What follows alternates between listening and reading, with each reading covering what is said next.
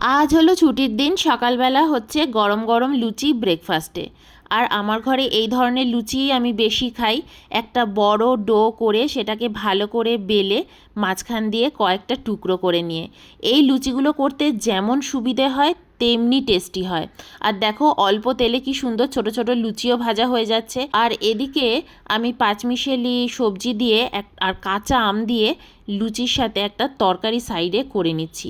এই তরকারিটা দিয়ে লুচি খেতে কেমন লাগে সেটার লুচি খেতে খেতেই তোমাদের সাথে শেয়ার করব। তো এই হচ্ছে আজকে সকালের ব্রেকফাস্ট, লুচি করে এনেছি আর তার সাথে টক টক আম দিয়ে তরকারি করেছি সমস্ত সবজি দিয়ে। না হয় খাও, তাও তো বিকেলের দিকটা বৃষ্টি হচ্ছে, নইলে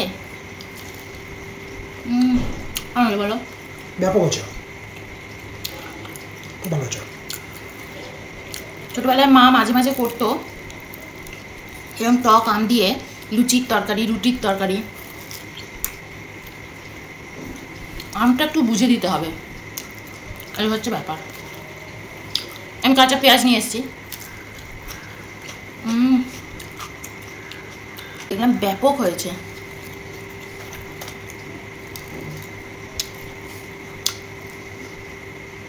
লুচিগুলো দেখো, গোল গোল নাই হতে পারে, কারণ আমি এইভাবে লুচি করতে ভীষণ ভালোবাসি।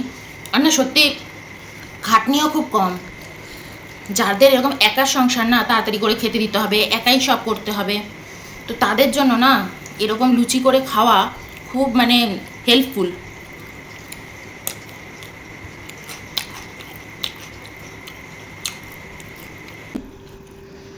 একটু ঝোলে চুবিয়ে, আহা,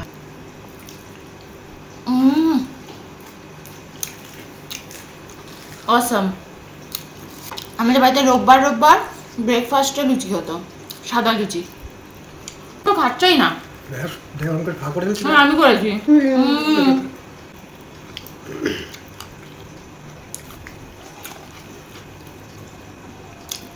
শেপ দেখো যায় একটা লুচির, কিন্তু ফোলা ফোলা।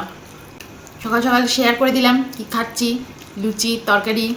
আজকে আর মুড়ি নয়, এখন মুড়ি একটু কম কমই খাচ্ছি সকালের দিকটা।